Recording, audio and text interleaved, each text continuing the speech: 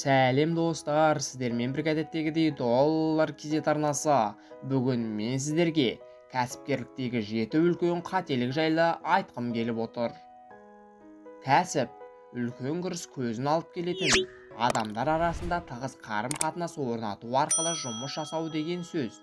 Кәсіпкерлікпен айналысатын адам кәсіпкер. Ол алдыға сүйреп жүруші күш. Оның басты міндеті осы кәсіпті дөңгелету. Ал сіз кәсіпкер болсаңыз, сізді құртатын үлкен 7 қателікпен таныс болыңыз. Жауапкершілікті сезінбеу. Жауапкершілікті сезінбейтін адам қауіпті, себебі ол жұмысына селқос қарау арқылы одан нәтиже шығара алмайды. Ал кәсіпкерлікте жауапкершілік болмаса, істің далаға кеткені деп біліңіз.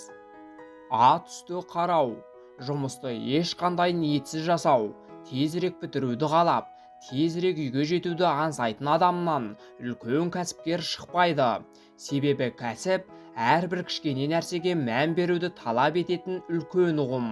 Бір сөзбен айтқан кезде, жұмысқа ат үсті қарау арқылы сіз әріптестер арасындағы беделді ғана жоғалтып қоймай, өз қолыңызбен жасаған істі өлтіріп аласыз. Кешігу. Кәсіпкердің ең қымбат дүниесі ақша. Жоқ, қателестіңіз. Кәсіпкердің ең қымбат дүниесі уақыт. Кешікпеу, уақытында жұмысты бітіру және нәтижелі жауапты күту. Ал егер сіз осы қателікке бой алдырып жүрген болсаңыз, сізге ешкім сенбейді. Сенімсіздік. Кәсіп бастау үшін адамға үлкен сенім керек. Ал бұл сенім болмаған жағдайда адам өзін іштей жейді, уайымдайды, алаңдайды.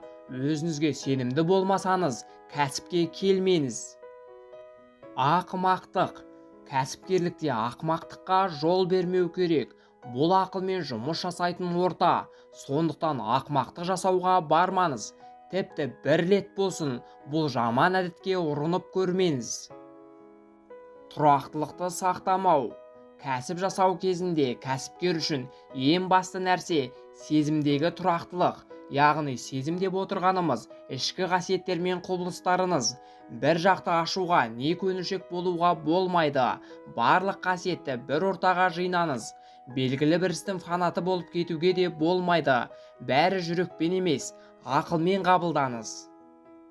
Өтірік айту. Ең жағымсыз нәрсе өтірік айту. Бұл кез келген істе солай. Бірақ кәсіпте біреуді алдап кетуге тырыспаңыз. Тіпті өтірік айту туралы ойды ойламаңыз. Сіз қанша шынайы болсаңыз, ақша мен абырой сіз жақта болады. Достар, осымен видеомыз өз мәресіне жетті. Сіздерге пайдалы ақпаратты бере алдым деп ойлаймын. Менің арнамнан басқа да пайдалы ақпараттарды көре аласыздар. Сіздермен бірге болған доллар кезет арнасы. Видео ұнаса, сізге пайдалы болса, арнаға тіркеліп, лайк басып мені қолдап қойыңыздар. Әр қазақ бай қуатты болсын. Келесі кездескенше.